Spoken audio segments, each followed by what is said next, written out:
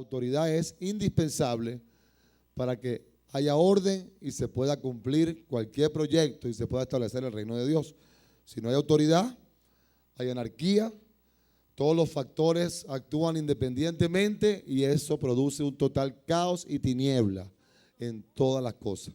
Por eso la autoridad es importante. Dios hizo al mundo para que sus hijos lo gobernaran con su justicia, pero el pecado le dio derechos legales a Satanás sobre la tierra. Por eso fue necesaria nuevamente la intervención de Dios a través de Jesús para retomar la autoridad en el mundo. La autoridad comienza cuando decidimos someternos a Dios. Ahí comienza el principio de autoridad, cuando nosotros como personas, como individuos, como seres humanos, decidimos someternos a Dios y a su palabra para dirigir nuestra vida y decisiones. Entonces obtenemos autoridad sobre el mundo físico y espiritual, es decir, sobre la tercera y cuarta dimensión. Recuerde que la premisa que estudiamos acerca del fundamento universal de lo que es la autoridad es que nadie puede tener autoridad si no está sujeto a autoridad. Por eso es que cuando nosotros decidimos someternos a Dios y a su palabra, es entonces y solo entonces cuando adquirimos autoridad sobre la tercera y cuarta dimensión. Una persona que no decide someterse a Dios, sino vivir a su manera, y no decide someterse a la palabra de Dios, jamás tendrá autoridad sobre las cosas visibles e invisibles. Son principios de autoridad. La autoridad y la fe para transferir el reino a la tierra operan juntas. Sin autoridad no hay fe y sin fe no hay autoridad. Por eso en el caso del centurión, el centurión era un hombre que tenía formación de soldado. Y como formación de soldado, él sabía las líneas de autoridad. Y cuando Jesús tenía que ir a sanar al enfermo, que era su criado, él solamente le dijo, no tienes que ir, solo di la palabra. Y mi siervo sanará, porque yo también soy hombre bajo autoridad. Y le digo a este va, y a este viene y viene, así que solamente di la palabra y mi siervo sanará. Dice que Jesús se maravilló y dijo, ni aún en Israel he hallado tanta fe. Porque los discípulos no eran soldados, eran pescadores, eran cobradores de impuestos y eran otras cosas menos soldados. Y como no eran soldados, no entendían los principios de autoridad y por esto no tenían la fe. De manera que alguien que dice, tengo fe, voy a hacer esto, voy a hacer lo otro, voy a hacer lo otro, pero no está sujeto a autoridad, esa fe es una presunción, no es una verdadera fe. Porque la fe y la autoridad siempre van a operar juntas. Siempre van a operar juntas. Tenemos autoridad sobre el mundo cuando nos sometemos a las autoridades terrenales. Hay gente que dice, tengo la autoridad sobre este mundo, pero no paga los impuestos, no le paga a los trabajadores, no paga la luz, se roba el medidor de la luz, se roba las cosas y entonces pretende tener autoridad sobre el mundo. No hay autoridad. Si yo no me someto a las leyes terrenales, no podré tener autoridad sobre la tercera dimensión. Si no me someto a la ley de Dios y no me someto a Dios, no tendré autoridad sobre la cuarta dimensión. ¿Ok? El único caso en que podemos entrar en desacato a la autoridad es cuando esa autoridad nos está dando una orden fuera de Dios o en algo que taxativamente está contra la palabra de Dios. Y es en el caso cuando le dijeron a los principales, a los evangelistas, a Pedro, a los apóstoles, le dijeron, no prediques, te prohibimos predicar. Te prohibimos predicar la palabra. Y él dijo, es menester obedecer a Dios antes que a los hombres. Pero eso no se lo va a decir usted a su jefe, que lo agarra usted predicando a las 10 de la mañana o a las 3 de la tarde. Y usted se excusa en trabajar porque va a predicar la palabra. Eso no se aplica allí. Eso se aplicaba en un mover de evangelización de ciudad, donde a nivel de ciudad las autoridades estaban diciendo, si predican lo metemos preso, porque no queremos que el evangelio se establezca. Si eso pasara, que me metan preso, pero yo predico el evangelio. Y eso fue lo que le pasó a Pedro. Es el único caso donde puede haber un desacato, cuando haya algo, una orden que vaya en contra directa de la palabra de Dios. ¿Okay? La lealtad a la autoridad amplía tu nivel de influencia. El mundo funciona con autoridad delegada por Dios. Los que desprecian la autoridad nunca alcanzarán su destino en Dios. Ayúdanos, Espíritu Santo de Dios. A lo largo de toda la Escritura, vemos a diferentes hijos espirituales con diferentes niveles de lealtad. Unos absoluta, otros intermedia y otros expertos simuladores de ella. Para que usted vea que hay algunos que son expertos simuladores de lealtad. Lo cierto es que la lealtad y la fidelidad van ligadas directamente a la autoridad espiritual y a hacerse confiable delante de Dios para que Dios nos confíe cada vez mayores cosas. De acuerdo a la lealtad que mostramos a las autoridades que Él pone sobre nosotros, quien no camina en esos principios jamás tendrá algo grande ni medianamente importante en Dios, pues no habrá sido capaz de ganarse su confianza. En este caso, estamos hablando directamente de la autoridad a una cobertura, de la lealtad a un padre espiritual, de la lealtad a la persona que Dios pone sobre ti. Si no mostramos lealtad en ese aspecto, a nuestros líderes, a nuestros pastores, a nuestros padres espirituales, si no mostramos lealtad, Dios no nos tendrá por gente confiable para entregarnos autoridad y levantarnos en ministerios y en levantarnos en grandes proezas. De manera que la escuela de la confianza de Dios, repito, la escuela de la confianza de Dios en nosotros está ligada a la lealtad que nosotros podemos tener con nuestras autoridades espirituales. Directamente ligada. Vamos a ver el caso de María y Aarón. Todos lo conocemos, vamos a repasarlo en Números 12 del 1 al 15. Dice así: María y Aarón hablaron contra Moisés a causa de la mujer cusita que había tomado, porque él había tomado mujer cusita, y dijeron: ¿solamente por Moisés ha hablado Jehová? ¿No ha hablado también por nosotros? Y lo oyó Jehová, y aquel varón Moisés era muy manso, más que todos los hombres que había sobre la tierra. Luego dijo Jehová a Moisés, a Aarón y a María: salid vosotros tres al tabernáculo de reunión. Y salieron ellos tres.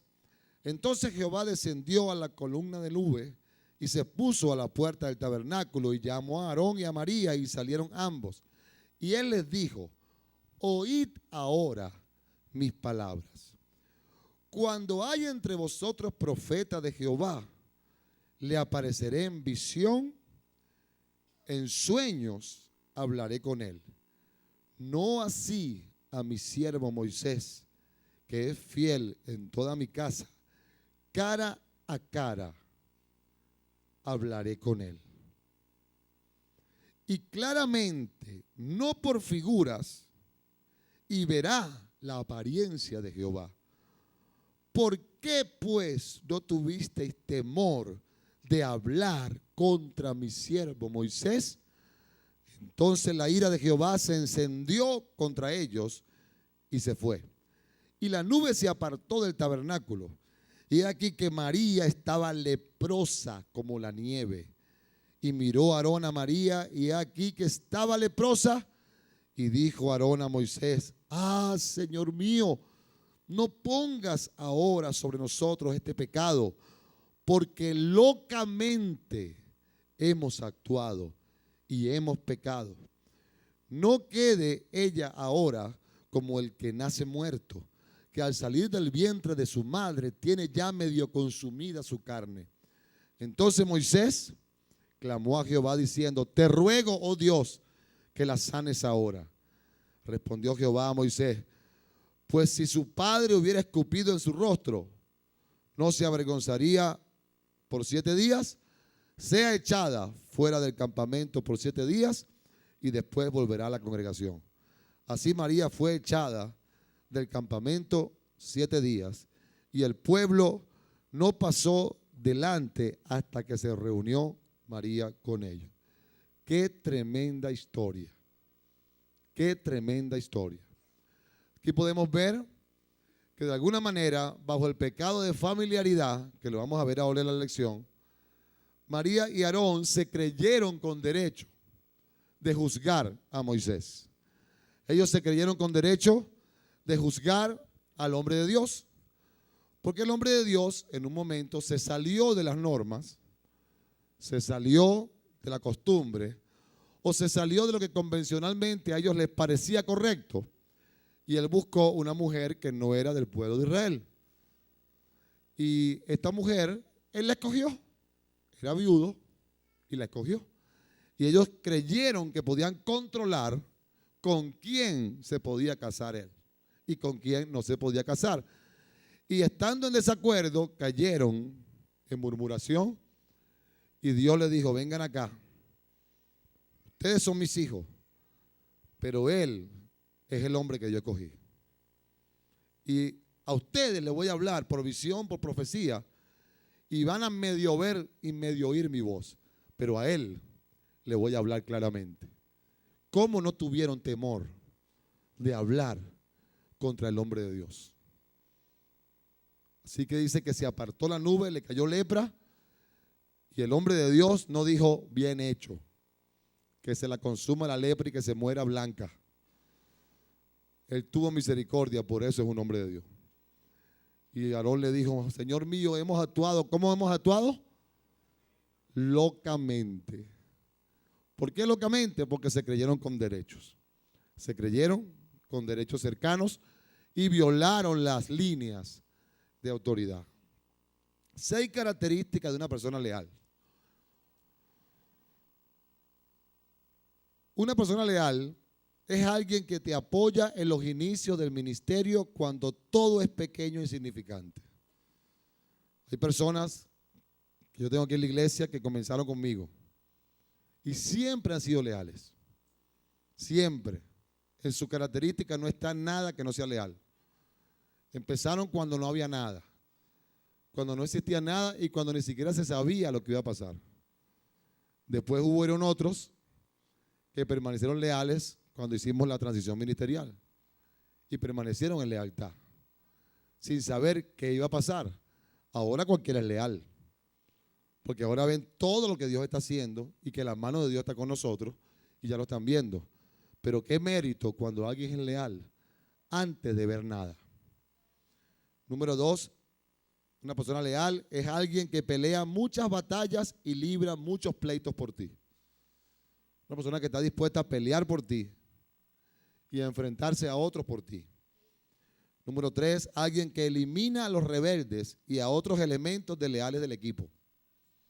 Una persona leal es alguien que ve a alguien rebelde y no lo tolera y no permite que se quede en el equipo. O cambia o se va. Una persona leal es alguien que todo el tiempo reconoce tu posición y se niega a quitarte el honor.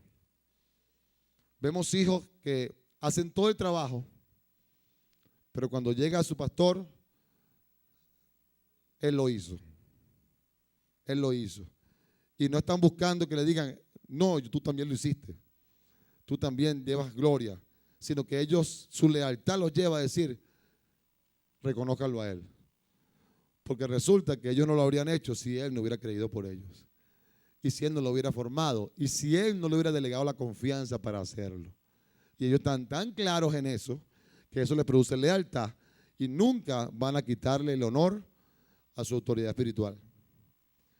Una persona leal es alguien que obedece todas las órdenes y si tiene alguna duda, te lo hace saber de primero. Que obedece prácticamente todas las órdenes. Si hay alguna duda, te lo hace saber de primero. Y una persona legal es alguien que permanece contigo hasta el final. Y aunque Dios lo pudiera llamar a otro lugar, pero sigue conectado bajo tu cobertura. ¿Por qué? A menos que su cobertura no entienda o sea una transición espiritual bien justificada. 3 demostraciones de deslealtad. 1, alguien que obedece claras instrucciones. Perdón, creo que está ahí un error. Alguien que obedece claras instrucciones a cuando le conviene. Cuando le conviene solamente, la obedece. Número 2, alguien que se opone a quien tú designaste. Yo pongo un líder de esto, no estoy de acuerdo con ese líder de lealtad. No estoy de acuerdo con ese nombramiento. ¿Por qué no me nombraron a mí?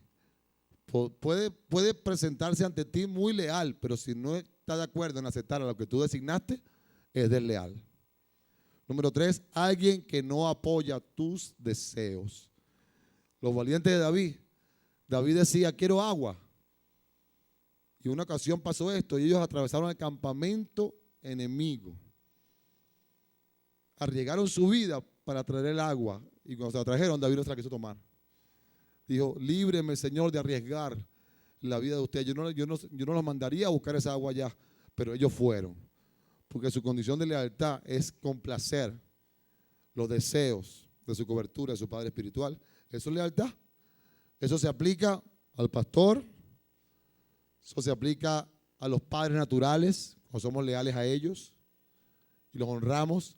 Eso se aplica a los líderes de ministerio, cuando los que están bajo su liderazgo los honran y están dispuestos a bendecirlos.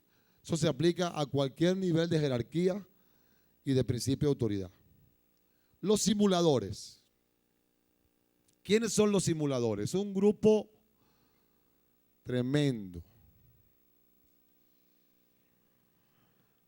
Salmo 55, 21 dice, su boca es blanda como la manteca, pero sus pensamientos son belicosos. Sus palabras son más suaves que el aceite, pero no son sino espadas desenvainadas.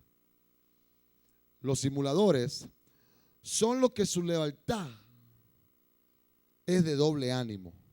Por un lado te aman y están dispuestos a dar la vida por ti, pero por otro tienen sentimientos encontrados y no actúan con el mismo fervor de lealtad, cuestionando tus decisiones y movimientos cuando sienten que no están de acuerdo o no apoyan su propia ambición o deseos ministeriales.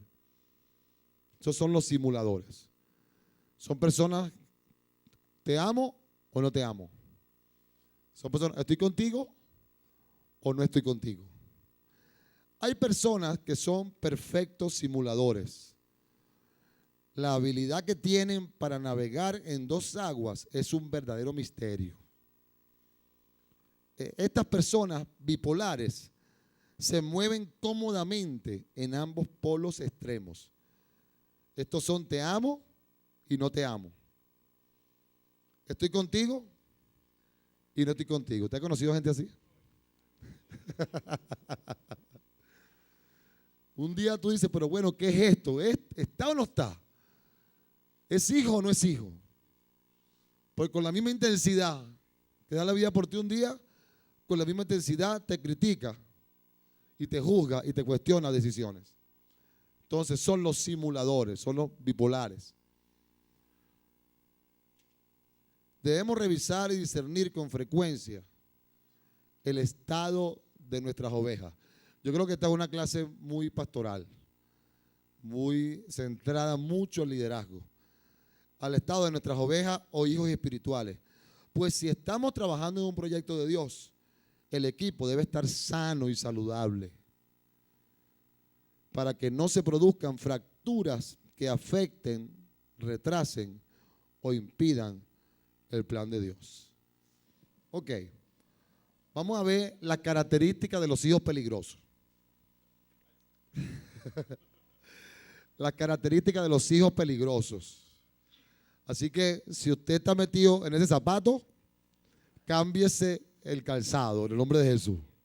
Lo primero es, el hijo peligroso está lleno de amargura y falta de perdón.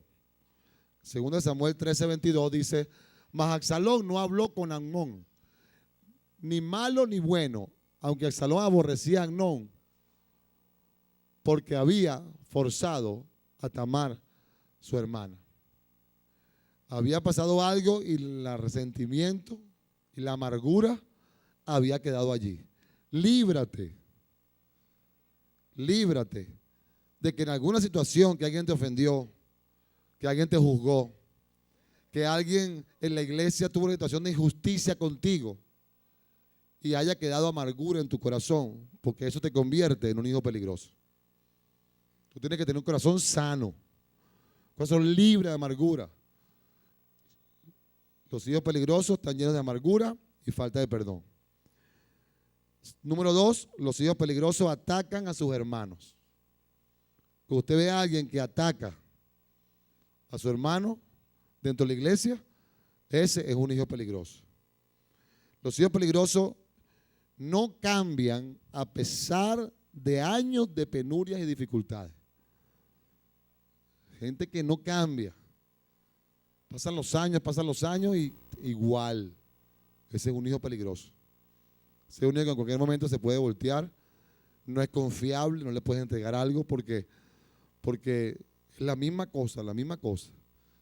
Y cuando esta cosa la enseñamos, hijo, estamos teniendo liberación. Estamos teniendo libertad.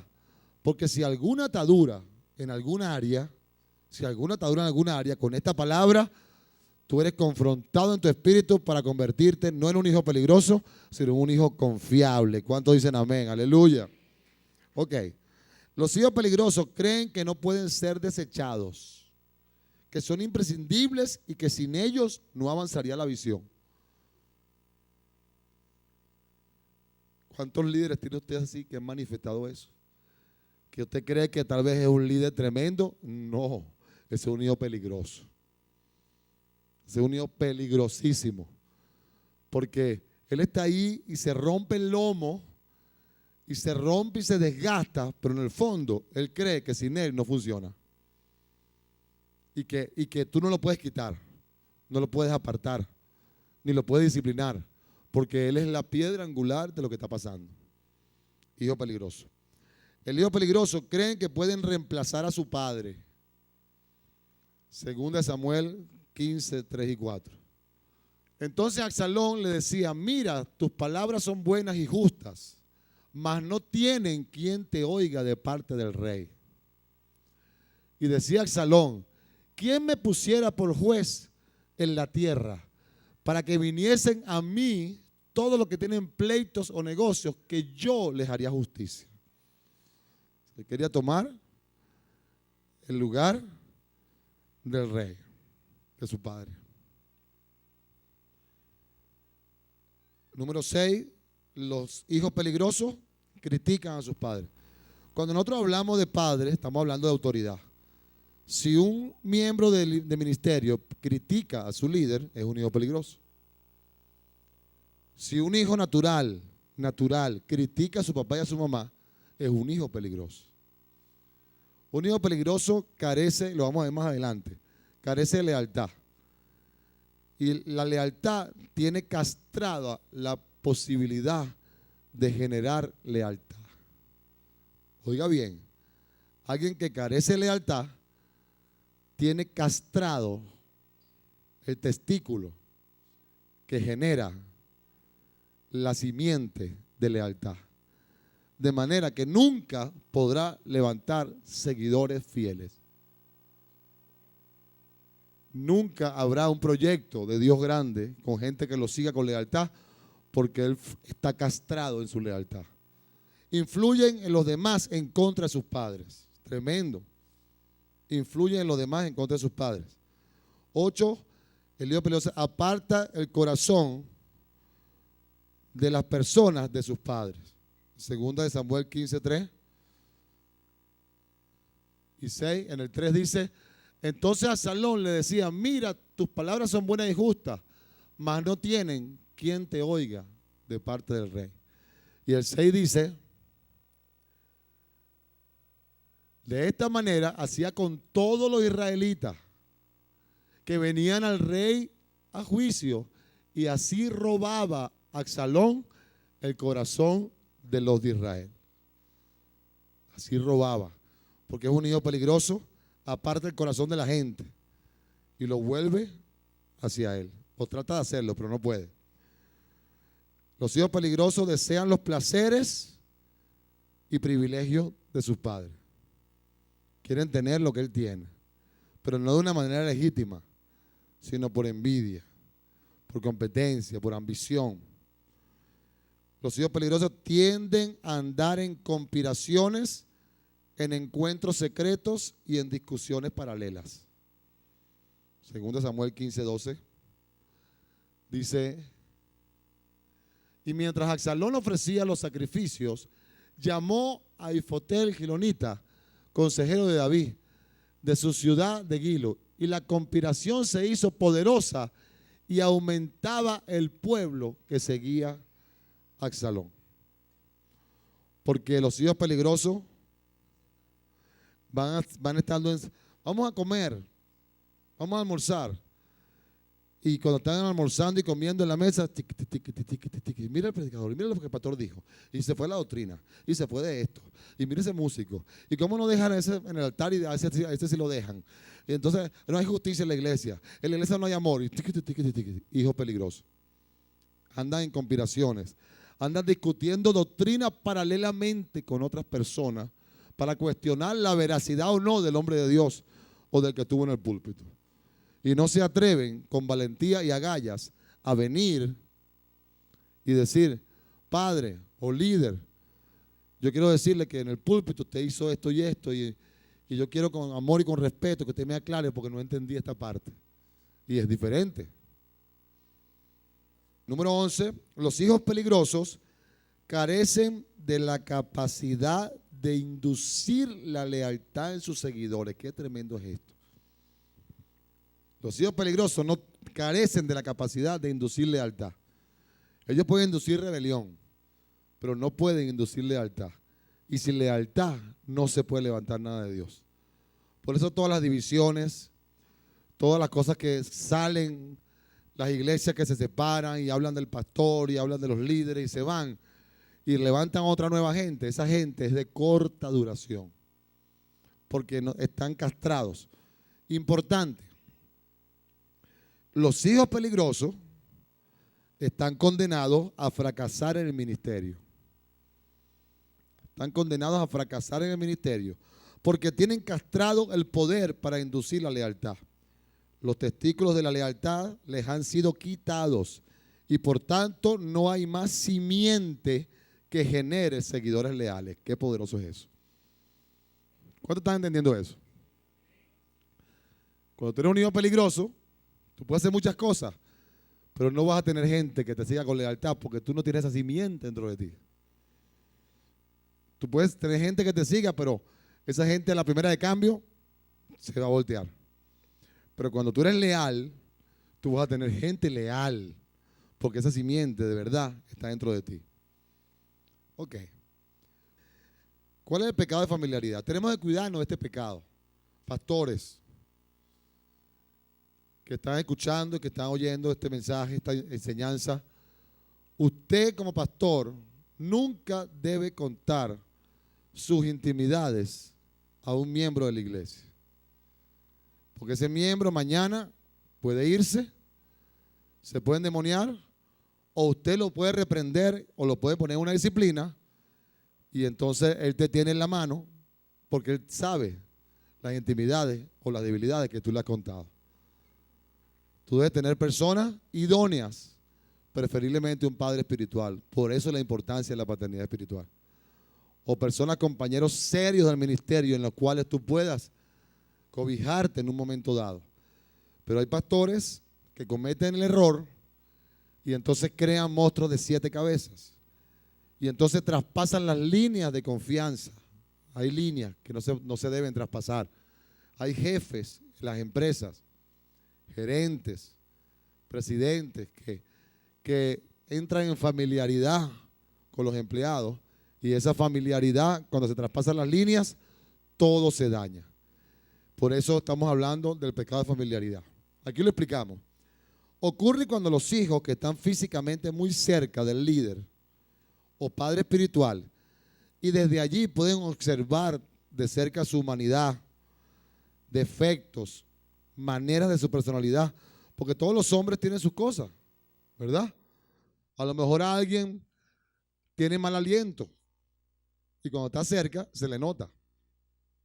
Entonces un hijo peligroso el pastor tiene mal aliento. Y eso por poner algo, ¿verdad? Tonto. Pero también podría ser que a lo mejor sea otra cosa. Ahí somos humanos.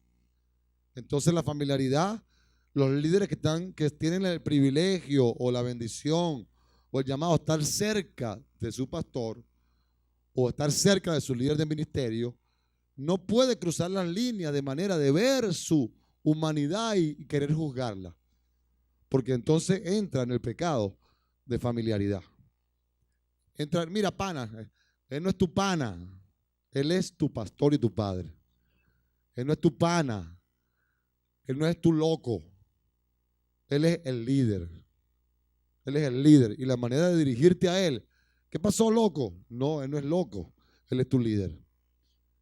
Él es la persona que ha sido puesta en el ministerio tal o cual para liderizar y organizar de parte de la cobertura.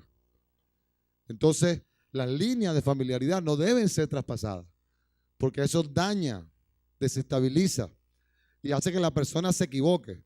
Por eso las personas que están cerca de la autoridad confunden eso y ya creen que pueden ser panas, que pueden ser tan cerca, tan amigos, que se pueden tratar linealmente, ¿verdad? Que se pueden tratar en la misma, cuando no es así, cuando no es así. Entonces ya, si vamos a comer y el padre se come una pechuga, a mí me da una pechuga. Y si me compro una camisa de 3,000, a mí también me la dan de 3,000. ¿Puedo decir algo? Cualquier ejemplo, porque la familiaridad me hace tener, ¿verdad? Una confianza fuera de lo que debe ser. Y desde allí pueden observar de cerca su humanidad, defectos, maneras de su personalidad, etc.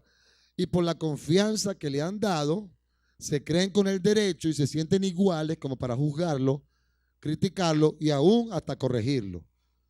Y aún su trato no es con la debida honra, de acuerdo a la investidura de un padre espiritual, cruzando las líneas de confianza y perdiendo la perspectiva de su lugar.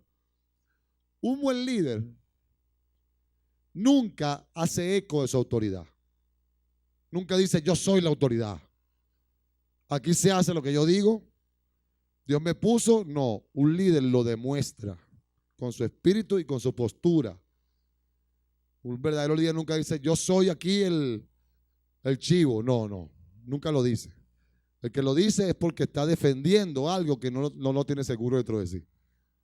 Un verdadero líder lo demuestra, lo ejerce y evidentemente demuestra un espíritu superior que los demás no tienen. Es evidente y todo el mundo lo sabe. No es que está ahí porque se tomó su liderazgo de una caja de haces y un día le apareció Aladino y le dijo, tú vas a ser líder.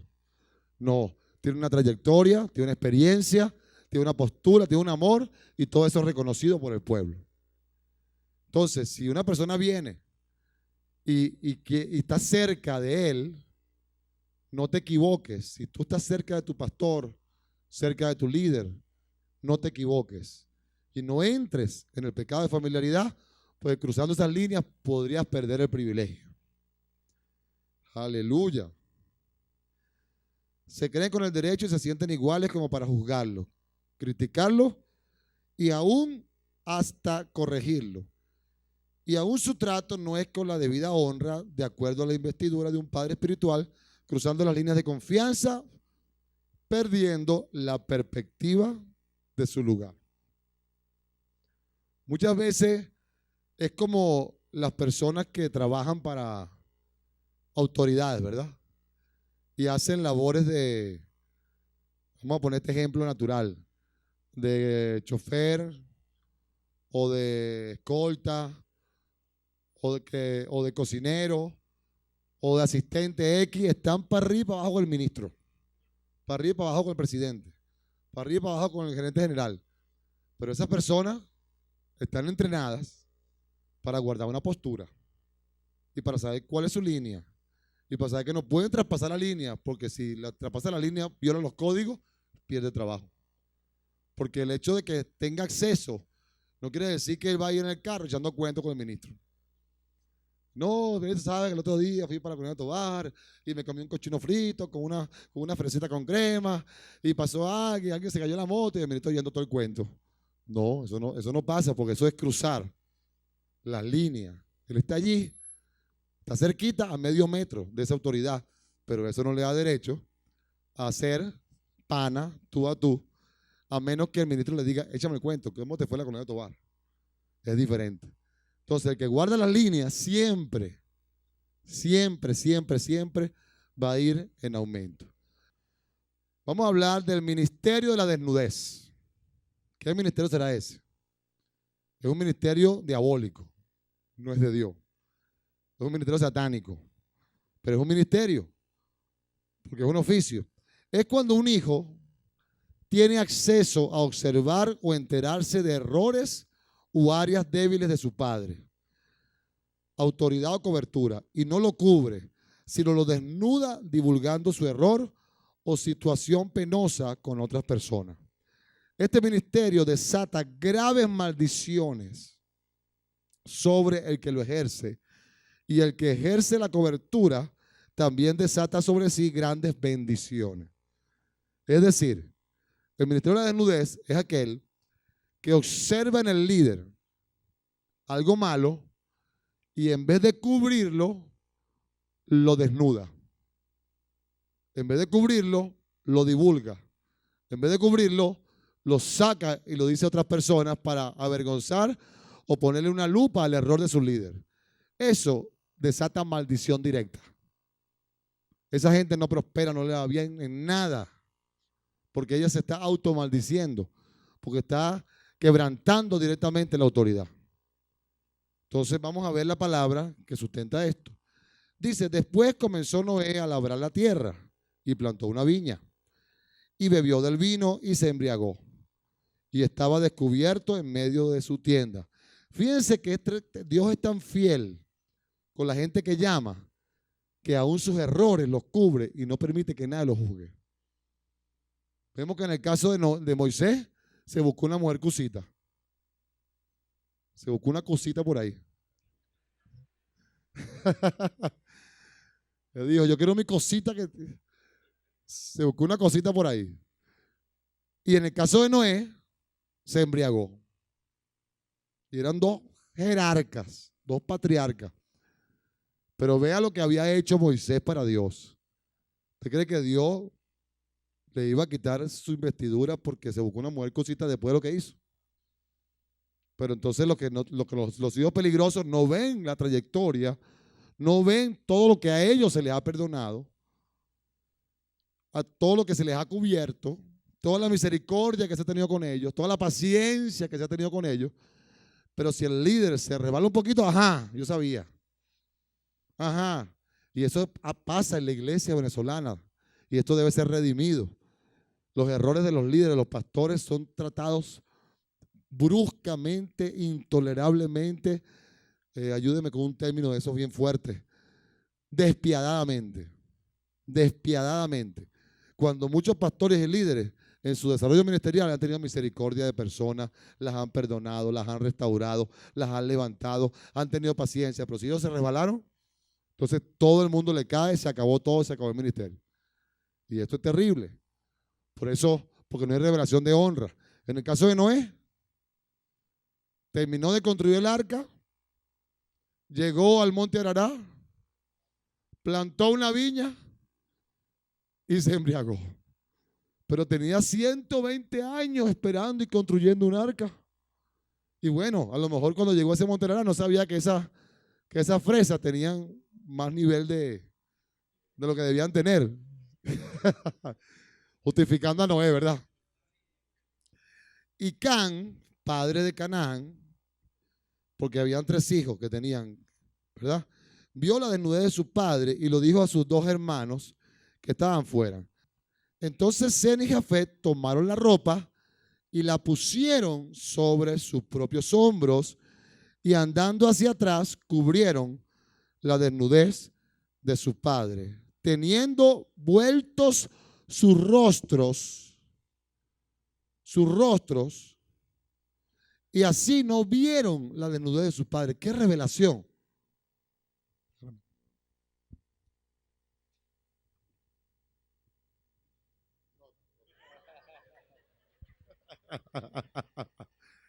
El hombre se embriagó y vino Can y dijo, ay, mi papá, mira, está desnudito. Ay, se lo voy a decir a mis hermanos. Jef, Haset, Sen, Jafé, ven acá. ¿Qué pasó? Mi papá está desnudo, ven acá para que vean. Oye, Can, no, arrepiéntete, muchacho. ¿Cómo tú vas a desnudar a tu padre de esa manera? No, no lo hagas. Cambia. Y él agarró. Aquí estoy, aquí estoy. Y él agarró y lo hizo exactamente así.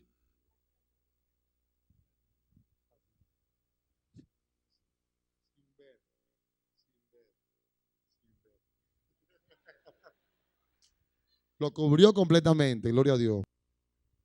Miren lo que pasó. 3 hijos. Uno ejerciendo el ministerio de la desnudez. Y 2 con revelación de honra.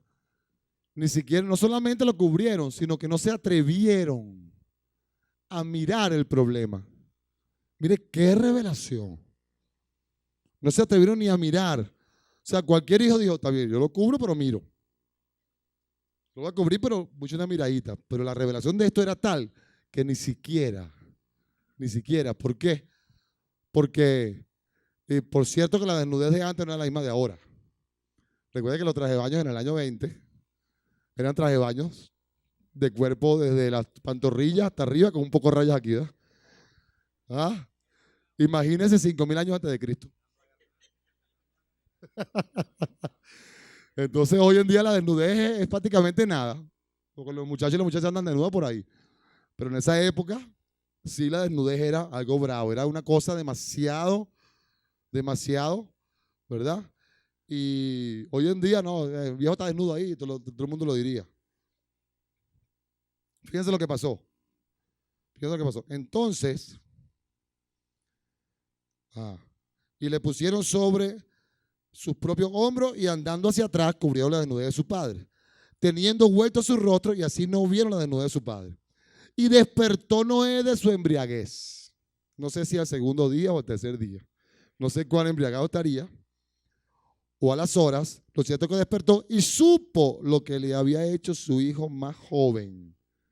Y dijo, maldito sea Canaán. Siervo de siervos será a sus hermanos. ¿Ustedes saben qué pasó con Canaán? De allí se levantó el continente africano. África viene de Canaán. Y mire todo lo que ha tenido que sufrir hasta hoy por haber violado la desnudez o quebrantado el principio de honra de un hombre de Dios. Maldito sea Canaán, siervo de siervos será a sus hermanos. Dijo más, bendito por Jehová mi Dios sea Sem y sea Canaán su siervo. Engrandezca Dios a Jafet y habite en las tiendas de Sem y sea Canaán su siervo. Y como Dios honra a sus autoridades, no lo juzgó por haberse embriagado, sino que vivió Noé después del diluvio 350 años.